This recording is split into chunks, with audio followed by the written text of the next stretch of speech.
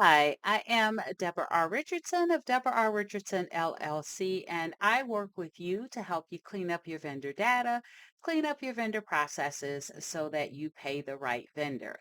Now, this week's Vendor Master File tip of the week is your IRS 10 match unsuccessful when a vendor has had a name or a taxpayer identification number change?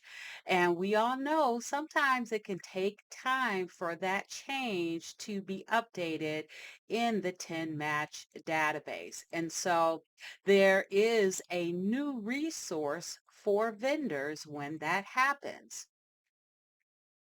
Now, typically when that happens, a vendor can call a phone number and the IRS will send them the form is 147C, but that can take some time. Well, the IRS just gave the vendor the ability or the access to download a CP 575 form that will identify or give them the legal name that they are registered under with the IRS and their tax ID. And that is the most recent change. It will be included on that letter. So now you don't have to wait for the vendor to request it, then get it in via mail.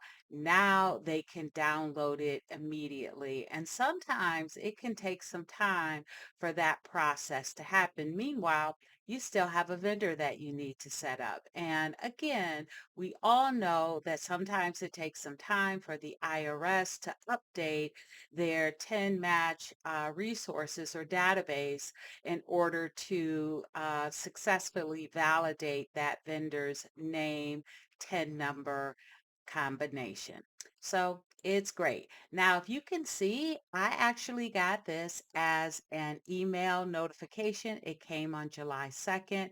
Now, if you're like, how do you get those notifications? Well, it's actually one of actually quite a few e-news subscriptions that you can sign up for. And so I am linking here. You can also grab the screenshot of from the QR code, or it's just going to come up next. I'll have the link in the description too, if you would like to watch how you can sign up for e-news subscriptions and get email alerts like this in your inbox.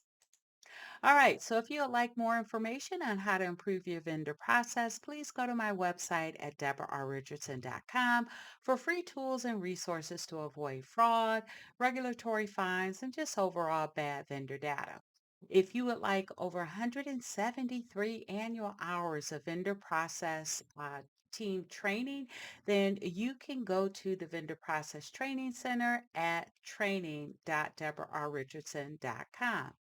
So good luck and be sure to subscribe and hit the notification bell to be notified next Tuesday for the next Vendor Master File tip of the week.